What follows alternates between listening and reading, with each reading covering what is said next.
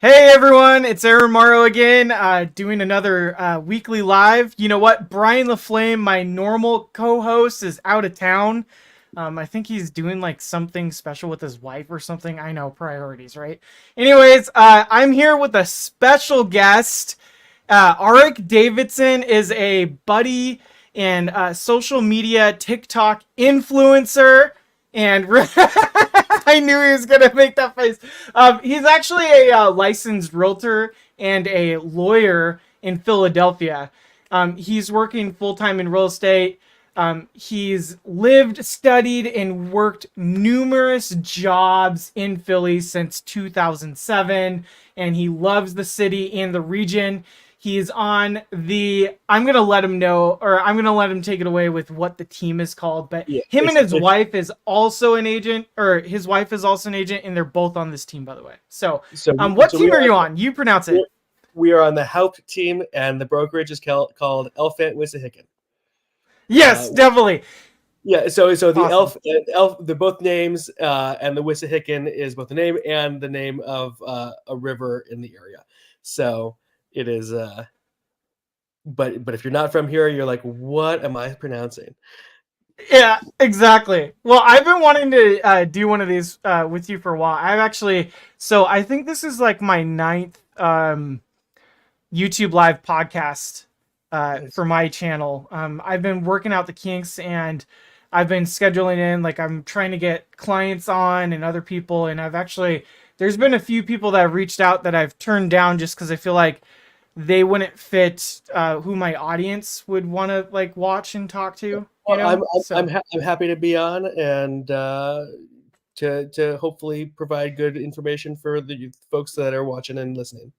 Yeah, and I'm happy to be on your TikTok too, because I've definitely for those watching on my TikTok, I've come on RX TikTok live. I usually stream on TikTok on my PC, but I couldn't figure out how to get him in on that properly, and my camera set up. So, thanks Instagram, everyone that's popping on Instagram, anyone in the chat. What I'm gonna do before we get started, though, just for some housekeeping items, I'm gonna drop RX contact info in the chat, just so then you all have his contact info if you want to reach out to him, because what we're talking about today is Seattle versus Philadelphia real estate market, and just kind of like the difference between the vibes in the cities and the surrounding suburbs and areas, because if that's something you're interested in learning about, that's something we're doing. Who knows if it takes off and people show enough engagement on my channel, I might make this a series and do like all 50 states, you know. So, and Yeah. my contact info is there as well. I pinned that. But yeah, all right. Tell me a little bit more. I mean, I know I talked a little bit about yourself. Anything else interesting So about you let's. guys? I mean, I live in East Falls. We've been here for a long time. My wife is also an agent, and we love helping people buy, sell, invest, live in, and basically connect communities everywhere.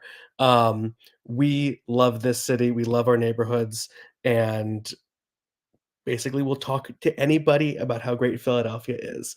Um, and we work in our primary stomping grounds of the northwest of Philadelphia, but we go throughout all of Philadelphia and the suburbs. Basically, anywhere our MLS reaches, is we'll work with you, and we just love it. So part of why I'm excited to be on here today is to talk about some of the great stuff in Philadelphia and also the uh, sort of the market dynamics and because what we have in Philly is not only are we a great city, but we have low cost housing compared to a lot of what's going on in the country. I Um, I feel like this was a good like what you've got going on in Philly, like it's almost like a very good compare and contrast, like of what we've got going on here in the Seattle area.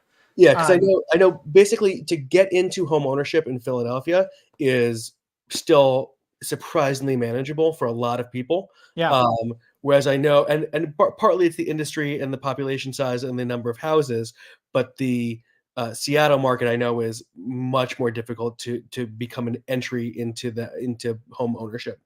certainly up there. I mean, I know we're beat by like New York and LA, San Francisco, but we're still well with we're in like the top 5, I believe, of you know entry, most expensive housing for sure. So yeah. Whereas a stat we had from an article last year, and I have not run the numbers recently, but for the to purchase the median home, assuming like a solid down payment, your monthly costs are still less than the median rent in the city. So we really have. Which that's fantastic that you can be in that scenario where you can be, because if I am interpreting what you're saying is you're better off if you can be in a situation where you're owning versus renting. It's right at that inflection point, and it's going to vary based upon your own numbers and which kind of houses Hmm. you want to be in. Yeah. But you can, if for the median house compared to the median rent, you can own for about the same cost as, or for the same cost as renting, and so it makes living here and what you want to do with your housing really up to your individual choice and ability to get the down payment together. But it means that renters here are you can choose to rent or you can choose to own at the median price and sort of go from there. So it really is sort of that ideal that we talk about. Um, yeah. What are I and I don't even think we wrote notes on this, so sorry for throwing you a curveball, but I kind of just thought of it. What are your rental tenant laws like with Philly? Because they're pretty strict in this area, like both on both sides. Like because they made them so strict for landlords, like it's so tenant pro tenant here. It's it's made it really hard for people to even get into a rental here. Like when I have people move here, just to let you know, I have them definitely look into homeownership as an option Mm. just because it's almost like going through just as much of a hassle to get into a good decent rental here with how much hoops they have to jump through. So I am like, you might as well just look into seeing if you can get into home ownership here first and seeing if you need to take that off the table first. Yeah, so I when people move here, I tell them, "Hey, renting is totally an option. Our rental process is pretty quick." Uh, when people call, I'm like, "Well, we can get you in as little as a couple weeks." What we have, so in Pennsylvania and in Philly in particular, in Philly, about half of our rentals are through brokerages, and then half of them are through private landlords. Like they'll just be listed on Craigslist, Zillow, etc. So I can help people with the ones that are listed through brokerages, and essentially you apply, you tour the place, you apply, they run a basic application, and if they approve you, you can sign the lease, first, last, and security, you move in.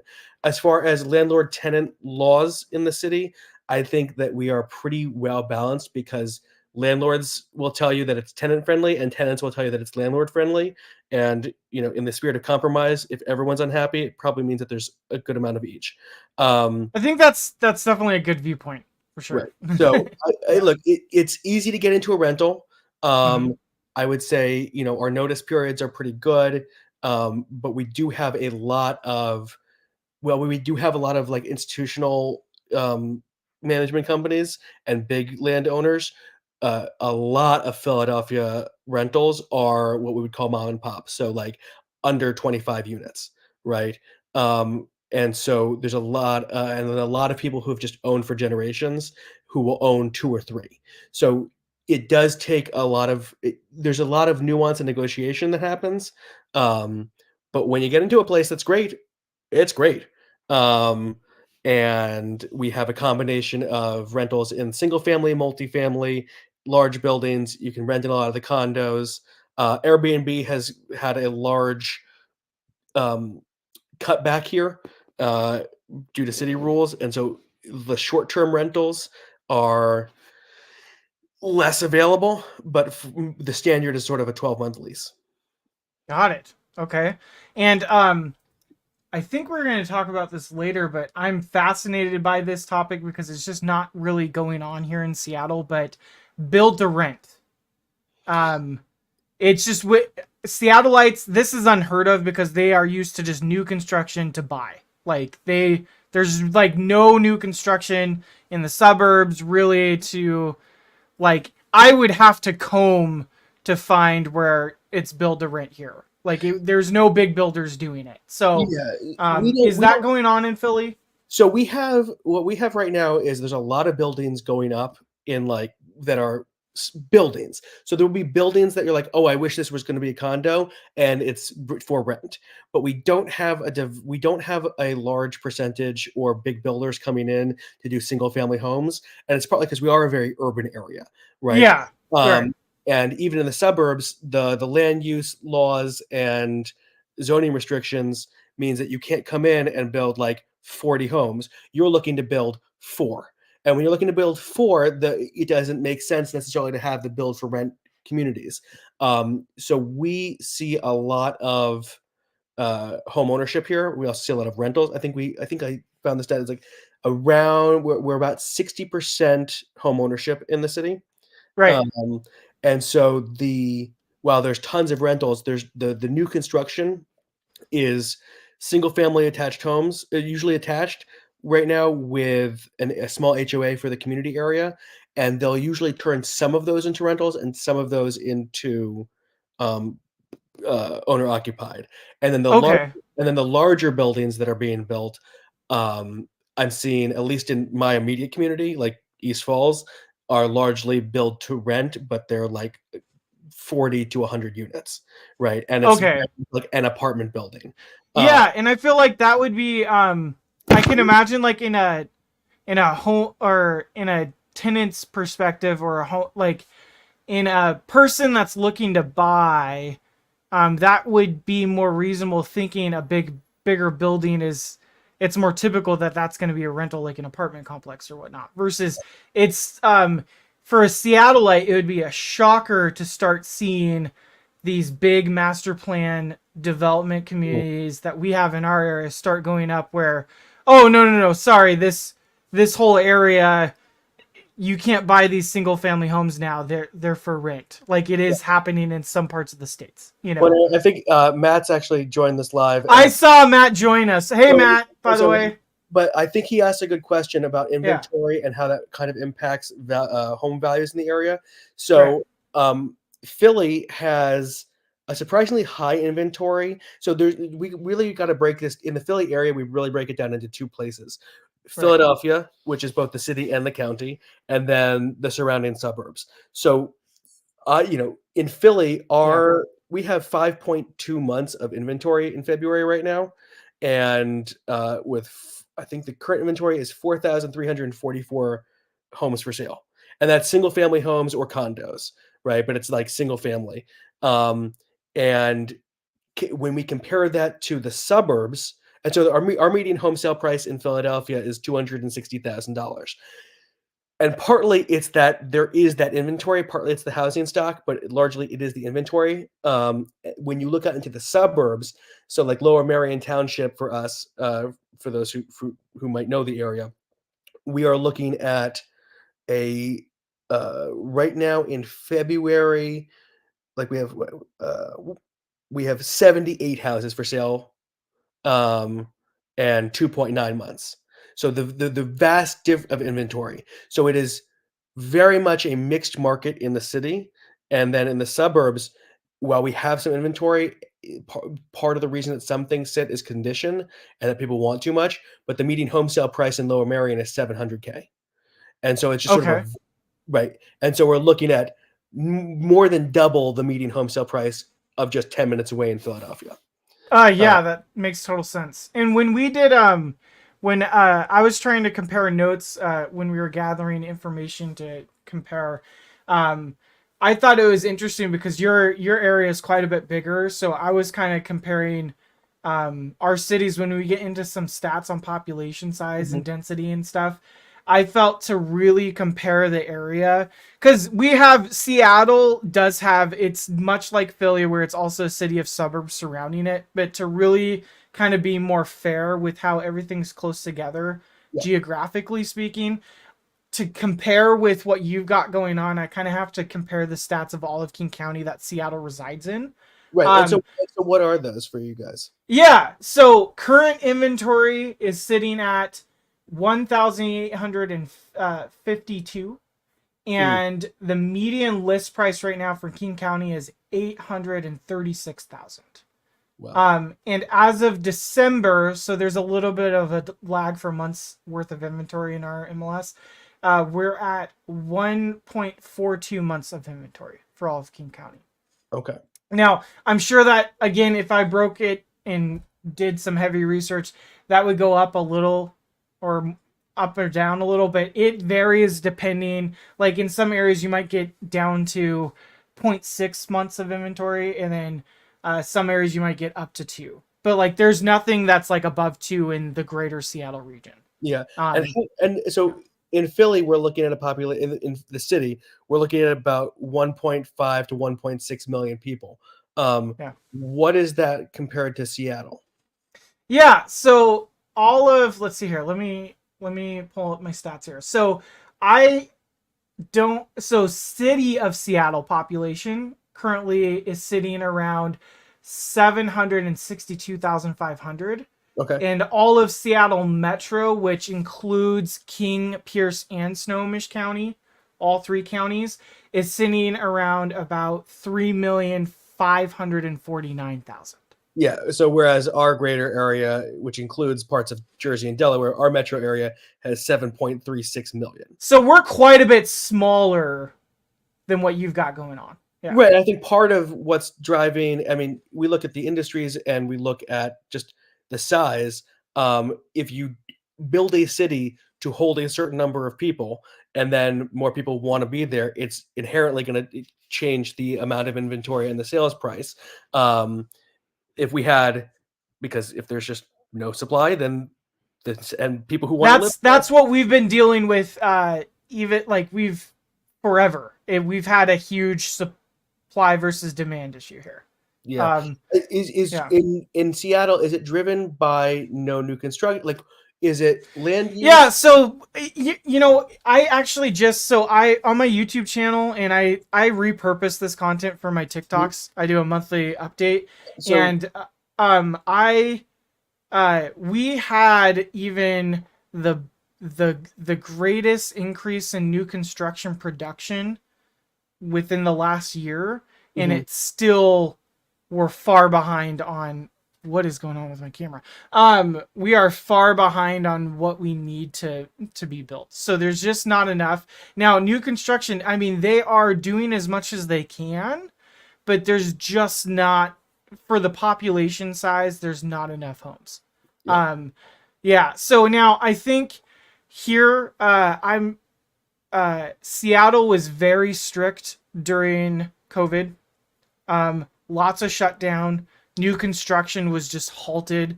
I think we were halted the longest out of anyone in the nation, like Mm, to get started. And then there was supply chain issues, and all of that happened during COVID. So now they're racing to pick back up, and they keep building, but people just keep buying, and they're gobbling it up, and they just there's never enough homes to sell. You know what? This camera will fix itself. There we mm. go. Um, Yeah. Gotcha. So I think in Philly, part of what happens a lot is we have a lot of old houses, right? The average age of a house is in Philly is 93 years old, right? Okay. And while there are some lots where you can build, so much of the houses, so much in Philly itself, so much when you think of South Philly, you think of these tight packed row homes, which Yeah. is great for walkability because we're an old city, right? I Right. mean, outside of actual old city, which is an area where we're like, the founding fathers and like Independence Hall were, right? We have places are the names of our areas are because of the industries that were there. Brewery Town, Fish Town, Right. the Italian Market, which is still amazing. But like the houses there are sort of small, and because of the amount of home ownership, you don't get people coming in and renovating whole blocks very often. But we do have that in some areas because we also because of the age of the houses. In areas where there has not been as much development, you will see rows of you know basically you'll see depictions of like if you ever see somebody saying like, "Oh, Philly's broken down and run down," and they'll show an image, it's because those images exist, and where that's happening, there is room for people to come in, take things down, or renovate extensively. So I've been in some, especially recently. You'll see tons of bad flips, but right now you're also seeing people who are doing, I mean, just incredible renovations. Um, and where you walk in, you're like, I cannot believe that this house was built in 1925, because you walk in and the floors are perfect, everything is there, it's all modern, and including they've added a third floor in one place I went, and it's just rock solid and feels like walking into new construction. Oh, Um, that's amazing. Okay, so you got some good flippers there, which is we good do to hear. we have some bad ones and we have some good ones, and because of the price point, right? It's the good and the bad of that is that a lot of people will come in who think they can, and many who really can, because there in a lot of places there is that margin to be made. Um, and yeah, I think that also, like, getting into home ownership here though, from the investor perspective, uh, can be a really good way to go. Um, I think right now the biggest challenge You we're mean seeing. like house hacking, So there's possibly? there's two things that people can do. One is still you can still house hack, but Right. you need to understand like that it is truly a city where it can be done. Okay. Um, which is like when people are like, oh, if I could start over in real estate, I would get a multi-unit and live in one and rent out the others. And you're like, sure, sure, where? The answer is my wife and I did that in Philly back in the early like 2000, and I think we started in 2013 through 2014. So it is fully possible. We lived in a place where people were like, "You live where now?" Because it's not the place that people expected you to buy. And so the Right. challenge is that you can absolutely do it, but you end up, in order to make it work financially, you have to be buying in a place that hasn't already been developed, right? Right. Because there's Okay. not a lot of the margins on rentals here are not huge. Right. And it's Okay. because just like how we have a huge amount of, or have a really steady supply of for sale inventory, we also have a steady supply of rental inventory. So you Right. can't come in, buy a house and say, well, I'm just going to run up the rents, or you got to charge the market rate. And to get into those, it means that your margins are going to be reasonable. Right. We're looking at 6, 7 cap rates. No one's going to get a 10 to 12%, or if they do, it's going to get snapped up in 4 seconds for cash, right? Okay. Gotcha. Right. Interesting. Yeah. You were mentioning how old your houses are.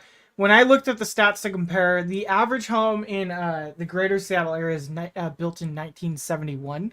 Wow. Um, yeah. So So, about half and about half the age of the average house in Philly.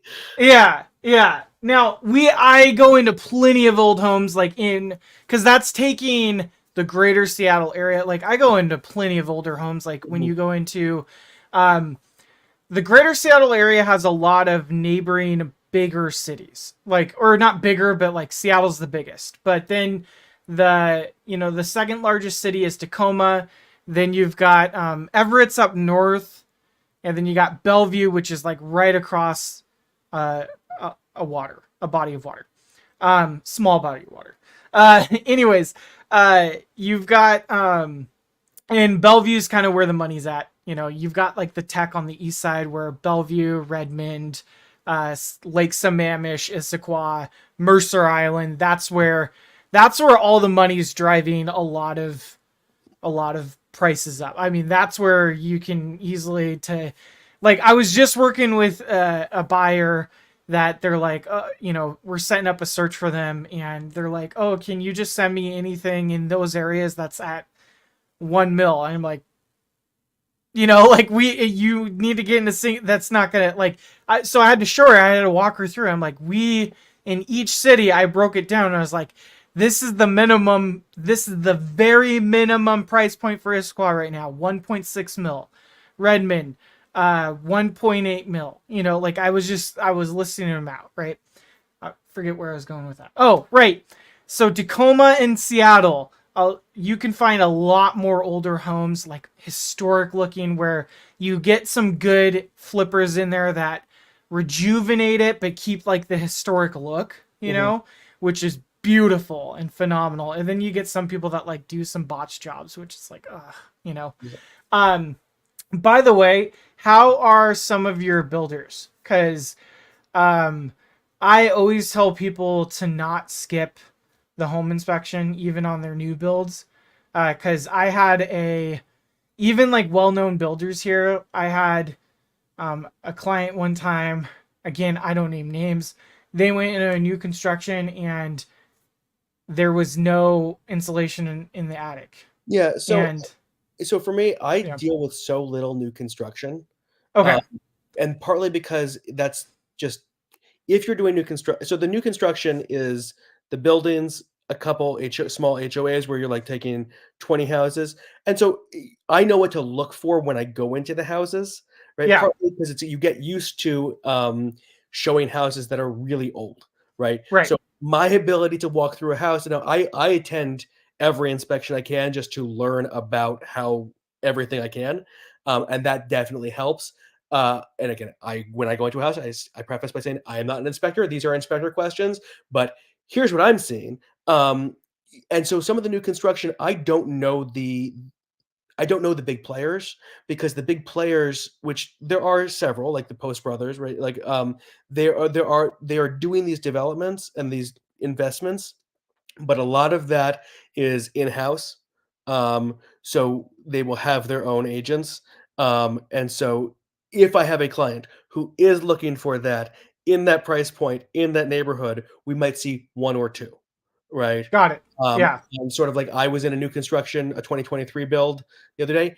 It felt rock solid until you go up the stairs, and there's definitely 2 stairs where they are not level. They're just off by hmm, like 5 degrees, and it's like you can feel it, and I point out like, "Hey, compared to everything that's old, I can tell you that that's a new heater, everything is there. It's 30 degrees outside, the thermostat is set to 60, and it's toasty in here. I can tell you that's working, right?" And sort of the point of comparison is your alternative is a 100-year-old home that's been renovated, and that you can walk around and say, "I can see what the problems are." But yeah, even especially on new construction, renovations in particular, old houses, we have great inspectors, and we encourage people to bring them out every single time. good, Um, awesome. and, Yeah. And you know what? The good builders here will encourage it because here they treat it like it's a punch list of like, hey, they were items that they were already going to take care of and they just haven't gotten to them yet. So it's a good reminder to just get them done prior to the final walkthrough is kind of like how they treat it here. yep, Um, but this is what's crazy. So during the pandemic, and I never saw this before, it was the first time ever because usually pre-pandemic, the new construction was almost a guaranteed bet where you could go in and just like the builders were like, the price is the price. You just give us the amount that we want for the house. You can negotiate closing costs and all this other stuff and upgrades and first come first serve. First come first serve is mm, how builders treated it here. During COVID and the pandemic, people were doing bidding wars on new construction. Like yeah, crazy bidding wars. Like we're talking like up on the like northeast side, like in Kirkland, there were bidding wars on 1 mil plus properties that went up like 300K above list price on stuff where everyone was just waiving everything. Appraisal waived, inspection waived, financing waived, and I'm like how do you compete with that as like even like a tech buyer that makes 200K a year that has a good decent amount down like 100K down, like how do they compete with the person that can do 300K more, waive the appraisal, waive, like it's just super risky. But that was going on and I'm like, this is bananas. Just to kind of share what some people forged buying on through the pandemic, like they were forged through fire mhm, buying here through pandemic stuff, and we're not seeing pandemic level craziness or shenanigans going on, but like I still come into every once in a while a popular new construction that there's multiple offers on in this area where Yeah. I'm like, oh, we actually have to compete on this. So So we have a yeah, combination of things. I mean, first you mentioned sort of the incomes that people come in Seattle, right? So our median household income in Philly is 57,000, right? Um, and I gave the wrong stat earlier. I said owner occupied was closer to 60. Owner occupied is 52.2%. Um, but home ownership rates are still very high. But so our lower median incomes sort of just inherently shift the market compared to Seattle, I think. But yeah, the idea of a bidding war, it's fascinating because I have people who are looking in Philly and in the suburbs, and I also work with agents who, especially on the listing side, who will like predominantly do either city, who especially in people who go into the suburb, who work in the suburbs, will do a listing in the city, and just sort of the vast difference in negotiation technique and the outcomes and what you have to coach people on for home purchases changes completely. So I'll have people looking in the city and be like, well, we can probably get a seller concession here. We can potentially go under asking. We may be competitive because it's a great house. And then in the suburbs, if it's a good house, we'll be like, okay, same buyers, same price point. Folks, you have to go with an escalation clause, and there are going to be 5 offers today, and you got to move right now, and you're not going to get anything. We're hopefully going to get the inspection, right? And it's just sort of this sort of whiplash effect, especially for buyers who are like, why is it so different? And partly it's just this, for whatever reason, people really want to be in this neighborhood. Um, yeah, yeah, yeah. Tracking that data. Now, the cool thing with RMLS is they're actually one thing they're starting to do is they just came out with this that they're gonna try to start tracking anonymous statistics on pending sales, Interesting. not just solds. So you can't look up like because before what I would do to try to get more accurate information when I'm trying to comp out a property for a buyer or a seller, like I Mhm. do this for my buyers too in a competitive market situation. I call the pendings on a comp to get an idea of what those pendings went under contract with. Cause like there's no harm in asking to see if the agent will tell me, you know? Yeah. Um, and if they shared it, I can get a more accurate idea of how much above list price I can scientifically track what above list price this area has gone for the last 30 days because Yeah. I can track that number and then tell my clients, hey, look, this is at least what it's done.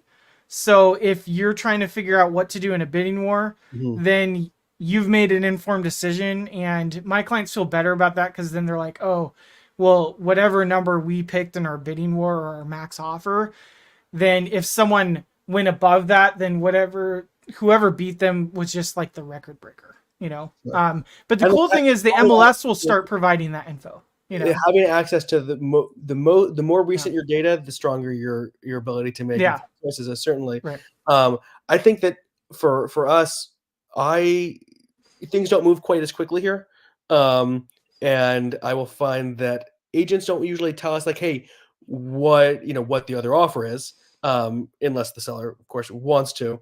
But they usually will. I can usually get a sense of like, hey, where are we going to be competitive? Um, and they will say like, if you bring us a good offer, like if you bring us an offer that's above asking, like you're in pretty good shape. And that usually helps us sort of figure out where we're going to be making offers. And what I Hold on. Sorry, 1 second. Hey, Joe Smith, is there an echo on my end or with Arik? Just to confirm. I just want to make sure that I fix it on my end if it's my end.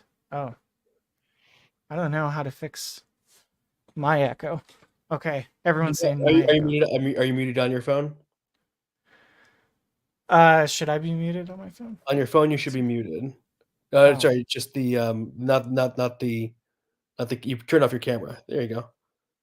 okay. Well, I'm muted on my phone, but now I don't think anyone on TikTok will hear me, right? So you're on through mine, and the intake for my volume is directly next to the speakerphone. So Awesome. Okay, I cool. can. Sorry, guys. This is a TikTok fail for me because I don't normally do collab TikToks with peeps. I'm usually just doing the YouTube LinkedIn, All right, all that good And stuff. Shelly says So the echo's gone. So also commented that awesome. we're the bearded from coast to coast realtors. So Well, here, just for anyone that, well, never mind. I was like, I wanted to show them my thumbnail I worked on, but none well, of these you can TikTokers see can it. see it. I'll say we have remarkably similar beards, glasses, and there you go, and haircuts. Yeah. Well, hey, anyone, what we'll do is I'm gonna make Arik to you guys share my YouTube link, so then you guys could go check out, if any of you want to go check out the thumbnail or whatever. I worked hard on it, okay? Oh, So, and we're both in it. So, yeah, definitely, because this is streaming it on YouTube in widescreen as well. So, afterwards though. So, yeah. anyways, So, but it's kind yeah. of the speed to talk about a little bit. So, our days on market average is 56 right now in Philly. Um, Oh and yeah, I want to get back to that. Okay, good. right, so our days on 56. market are like currently 56 Okay. is the average, and we are right now coming out of our so every single. I mean, I'm sure it's very similar with your weather there. Every single year in Philly, we peak in June and are the lowest in January, February, and that's for days on market. That's like the inverse, or whatever. It's days on market, um, and uh, for prices, for inventory sold, for like everything, um, and it just we're coming out of that now. I will tell you, the last 2 weekends are coming out faster and stronger than I thought. Usually, it starts around the Super Bowl to get sort of big, and I'm seeing a whole lot more activity anecdotally, both for me and hearing from other members of our team and brokerage that things are really picking up a couple weeks earlier than usual. And so it's going to be interesting to see what happens in the spring market here. Yeah, definitely. I totally agree with you. By the way, Joe Smith asked, when's the last time we had a market crash? Yeah, Yeah, and and someone already answered it. Yeah, yeah, 2008. Yeah, yeah, Shelly. through So, 11. Yeah. I mean, the last true crash was then, and you'll see annual again here. You see annual dips and ebbs and flows, and I think year over year in Philly right now we are holding pretty steady from last year. But as far as any if you define a crash as something that's more than 1% or two, even, I mean, it's usually considered a lot more than that. We're looking back to 2008 to 2011, and just the inventory plus the demand. Um, Unless we see something drastic happen, an externality for the real estate market, I don't see Philly prices dropping significantly, if at all. But I also don't think that we're in a position where we're going to see skyrocketing prices again. Yeah, I completely agree with you. We actually had um this is a very general for the whole entire area. I mean, it was pretty plateau, but like it was about still between 4 and 5% for the whole area last year, even with the increases in interest rates. Yeah. Um, so we're still having slower growth on the appreciation, and that's kind of why I did Thank a goodness. TikTok video on the difference between um, a D. What was it? I did it so long ago. It was basically talking about the difference between um, the price, like the value going down and a decrease in appreciation. You know, so yeah, like I think we're just curbing that crazy because those are just crazy numbers. We had during the pandemic, we had certain cities or suburbs around Seattle hit 30% year over year appreciation. Like Yeah. that's just an ungodly amount of appreciation that took Yeah. place. Yeah. And it is interesting that I'm still seeing some sellers try for that same sort of level of appreciation over the last year. And like I'm going to show one of them tomorrow. I don't think it's there. Um, but we are about to find out. I Yeah. think, Yeah. right, they bought it last year and they're trying to list it for about 20% more than they bought it. And I'm like, I don't think that that's there, folks. But we are about to find out because if they get the offers and they sell it, then I'm wrong. Um, And if not, you quickly pivot, right? And if they're wrong, I will be right there with my buyers to have already offered what I think the house is probably Real worth. quick before we pivot into any different stats, I wanted to follow up with, if anyone's been tracking the conversations, I want to follow up with my stats to your stats. So Okay. regarding the let's see here. So regarding the, where was it? I had it right here. Okay, so median household income for Seattle, it's around, or the greater Seattle area, it's around 116,068. Right. So we just So over. it's like all It's about just double. over double. Yeah. Yeah, about double. Yeah, and then let's see here. Now the poverty, we didn't talk about the poverty, right? Sure. So So I think you mentioned, I thought your stats were interesting.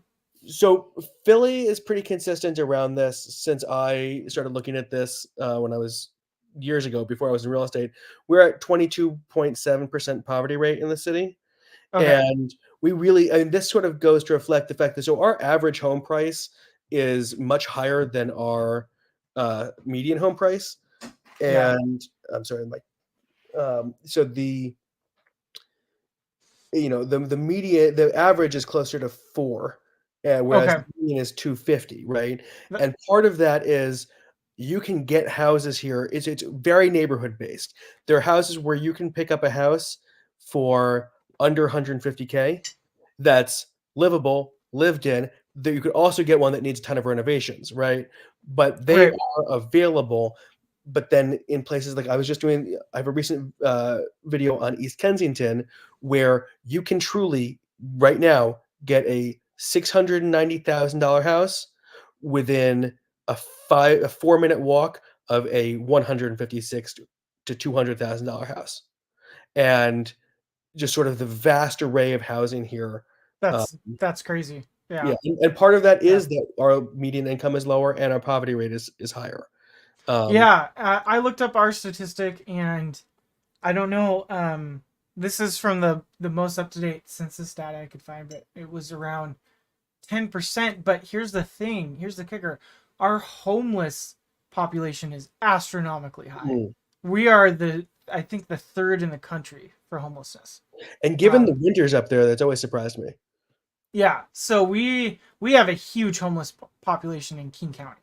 Mm, Um, so I thought that was interesting. I also wanted to throw this out here for, like, just to give you an idea for average. I use a tool called Renometer to look up averages for rents in areas. I break this down with my investors that are looking for, to figure out rents and stuff. So for Seattle right now, we're looking at average rent for Q3 of 2023, because that's the most up to date data I have, right? Um, Quarter 3, everyone. Seattle was 3,792. That's not the highest. That's not the well, highest. I like Highest is Bellevue, 3,839. By the way, folks, these are for anything that's under 3 bed, 1 bath. So, like, these aren't anything crazy. Like, it. these are like, some of these are like 2 bed, 1 bath, you know, Yeah. single family houses or condos, splits or apartments. So, Yeah. Sammamish 3,500, Issaquah 3,600, Redmond 3,500, Tacoma. Here's the difference, right? Because this is where we talk about affordability. This is affordability for our area, right? Tacoma, Washington, 2,574. So $2,574. So I mean, almost 1,000 less than like Bellevue, you Yeah. know. Well, I don't have detail. I mean, I don't have great breakdowns. No, I know. You I didn't have just Renometer, and that's fine. I just pulled mine from Zillow, Yeah. which is probably a better Because sense. you had the whole average for your Philly, which I was, I thought was interesting, because yours is lower than. It's 1,600, Yeah. right? Yeah. Which really is why that you can still get a house, right? You can buy the median house for a payment that's equivalent to the Correct. median rent. Um, and so it's it's a double-edged sword, right? Because you can become, if you want to invest in the area, you can pick up houses for a fraction of the cost in Seattle, but you are also going to be looking at a median rent of 1,600. And so I don't know if the ROI, the return on investment for buyers in the different places are going to be vastly different for the amount of money spent, but the ability to get into homeownership in Philly at especially if you were to relocate or invest from Seattle, is going to be a lot higher in Philly, um, Right. because your money is going to go a lot farther. Whether or not it's going to have a better return, that's going to be based upon the individual property and your numbers. Well, I thought this was just interesting because I wanted to look it up because the updated census that I could find from 2022 was just way outdated. Mm, They said the average rent for the area was at 1,081, and I was like, no, no one, like everyone here would be jumping for joy if they were paying that for rent, sure. So, yeah. Anyways, but yeah, I thought this was all interesting stuff. Yeah, and I think we also But yeah, we had touched on we were going to touch on taxes and sort of what it costs to, yeah, because definitely. beyond the price of your house, taxes and what you're going to be paying on an ongoing basis does really impact your decision making on whether or not to buy. Um, and so in Philly, we have a sort of interesting thing, which is our property taxes are a lot lower in the city than most places, especially compared to the suburbs. So in Philly, our property tax is 1.3998% of the value per year, right? And that's that's much lower than like the suburbs. So one of the example I usually give is Elkins Park, which is in the north of just north of Philly. And you have a state tax and a city tax, So we have a right? state and a city, right? So And we don't have a state level tax. It's broken down by county.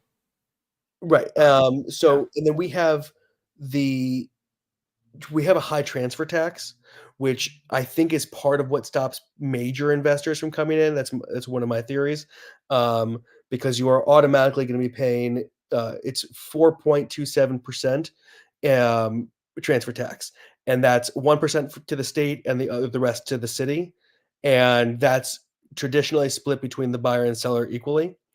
Um, and then the other thing we have here is Philly has a wage tax.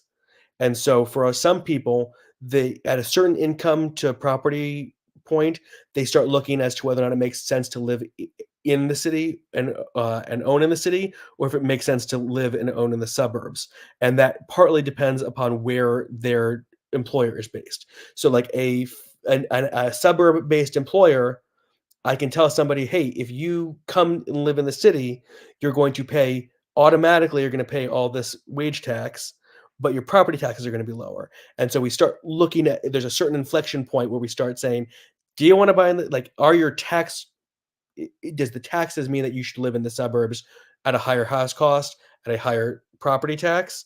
Or does it make sense to pay the wage tax and live in the city? And then it just comes down to personal preference after that. Right. Yeah. And so for us, we don't have a wage tax, but we do have a sales tax. Mm, So in King County, it's about 10% of the value of the purchase. that's So certain things are not included, like, food's not, neither is, health related purchases. And that's a local, Um, that's not even a state?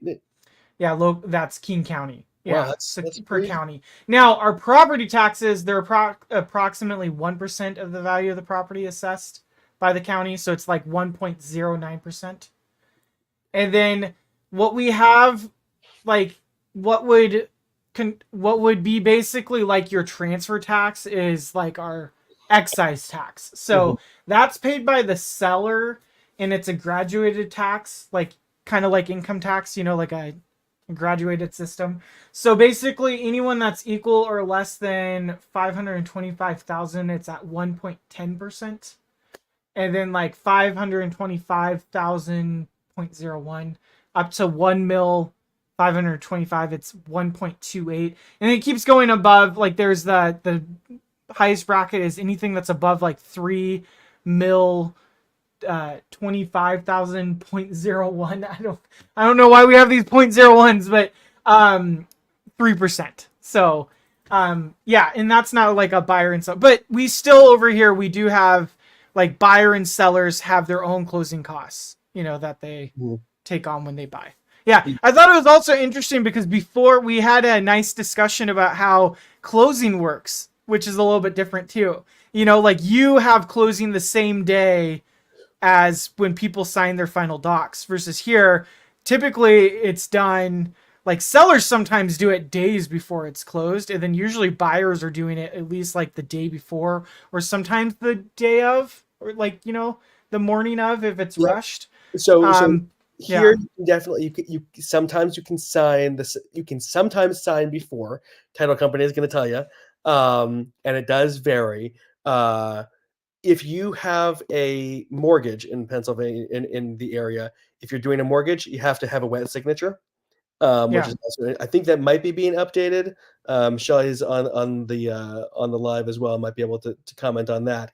But and then we often do closing the same day, so everyone, like, truly it can be everyone at the same table. Traditionally, agents are there a lot of the time. We're not really needed. And yeah, Shelly says hybrids are becoming more common. And so that's where some people are remote, some people are in person.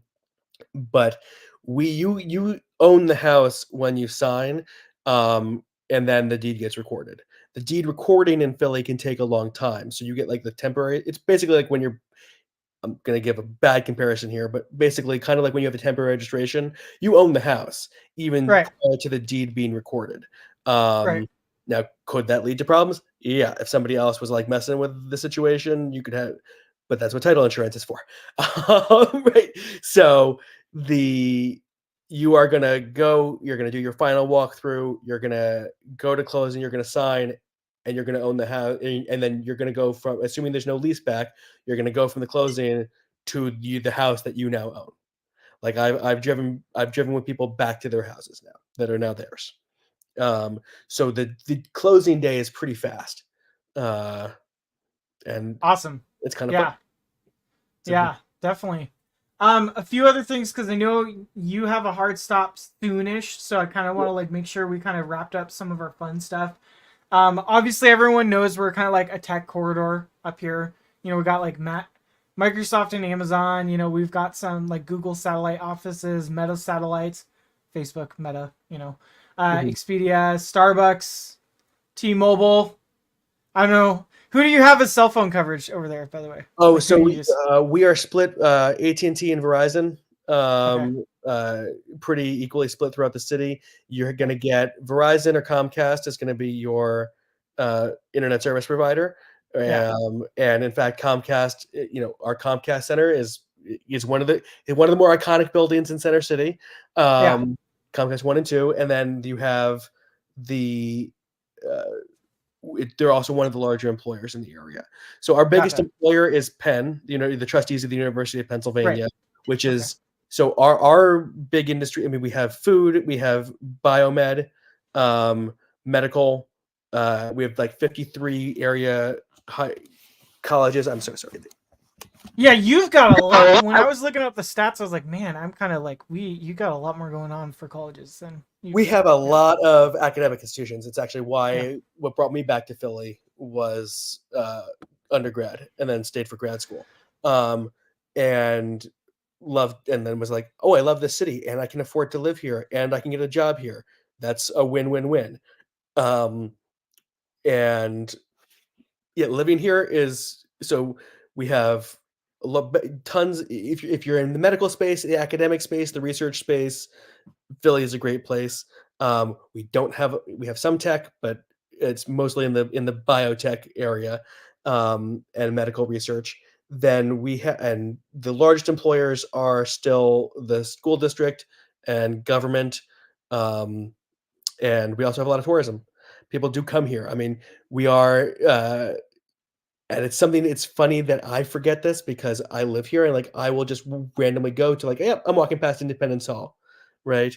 Um, but we have a really cool history city, and going to see where it all started is fun. And you can even go visit the Mint, which is fun. That's fun. Um, yeah, we so obviously tech's here, medical's here. You've got you know, some Boeing factories, Blue Origin, Jeff Bezos Mhm. rockets. You know, I have my brother-in-law actually works at Blue Origin. LinkedIn satellite offices. I love LinkedIn platform, by the way. So, but yeah, like we also have JBLM, which is Joint Base Lewis McChord. I thought I'd mention this. I'm gonna like mention this, Anna. So in Pierce County, which Mhm. is south of King County, so it holds Tacoma, right? Largest military base on the West Coast with over 25,000 active duty soldiers. Naval station in Everett, which is north. It's in Snohomish, so that's north of Seattle. And then a naval air station on Whidbey Island. That's actually where my folks lived. It's a kind of island even more north, like adjacent to Skagit County.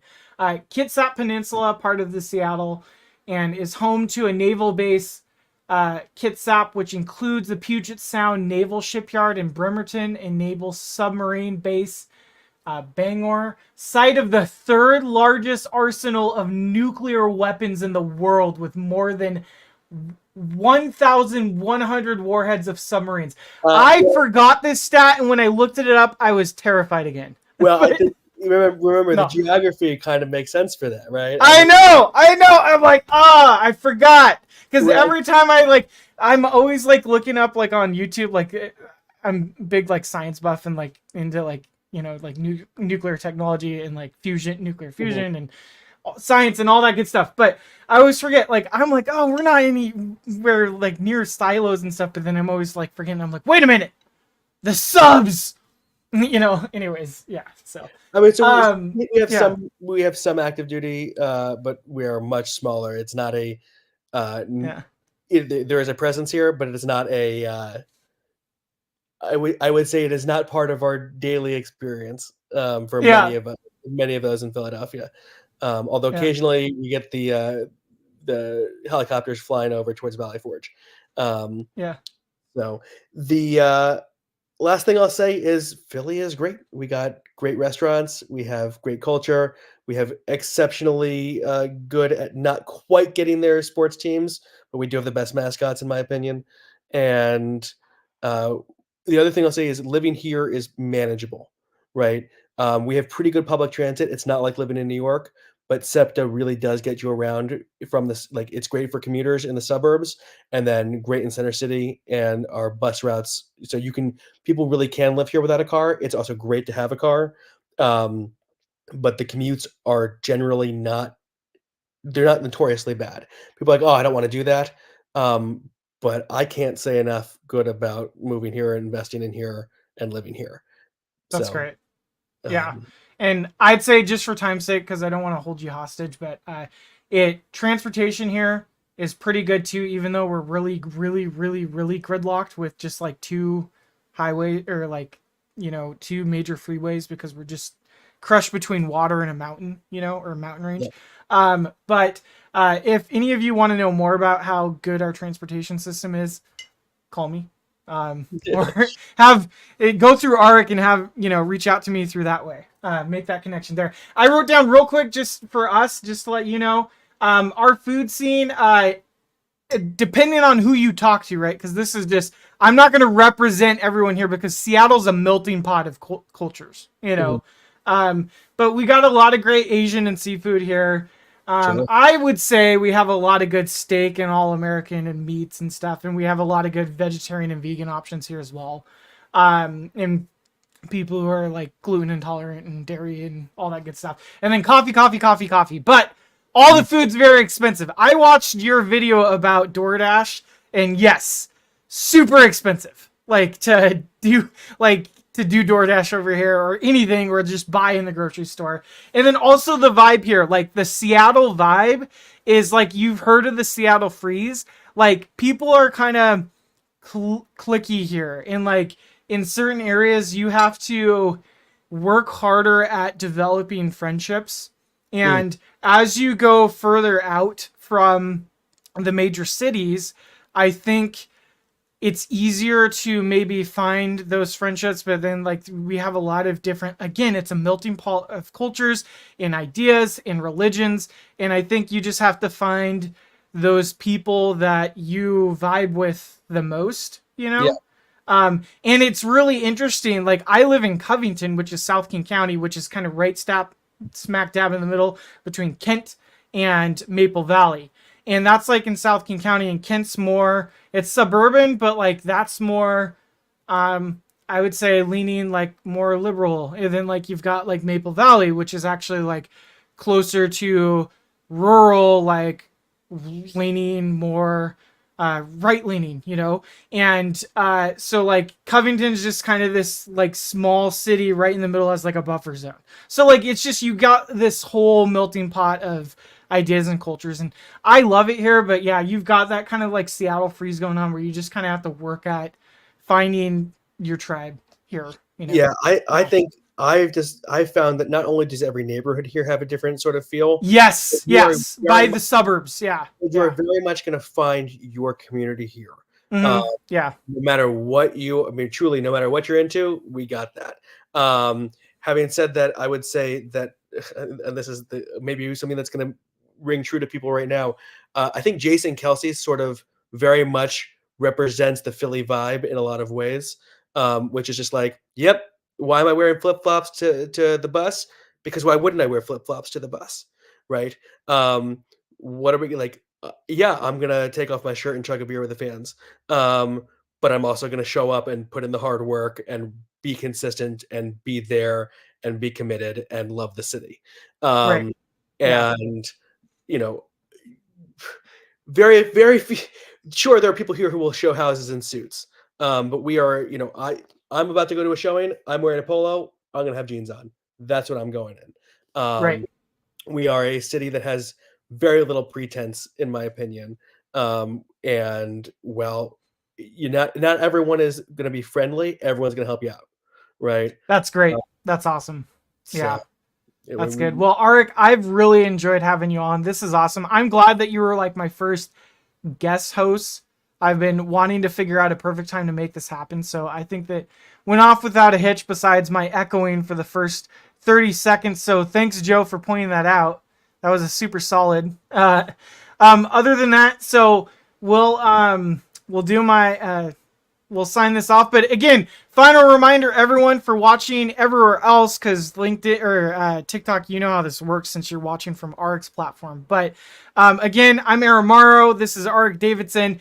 In the comment section, everywhere else, LinkedIn, YouTube, Facebook, Twitter, Clapper, Instagram, you have all of our contact info from both of us. Again, Philly Realtor, Greater Seattle Realtor, we're here to help you with your home buying and selling goals and needs.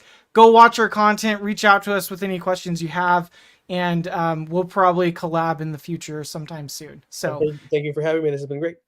yeah, of course, definitely. All right, see you guys next time.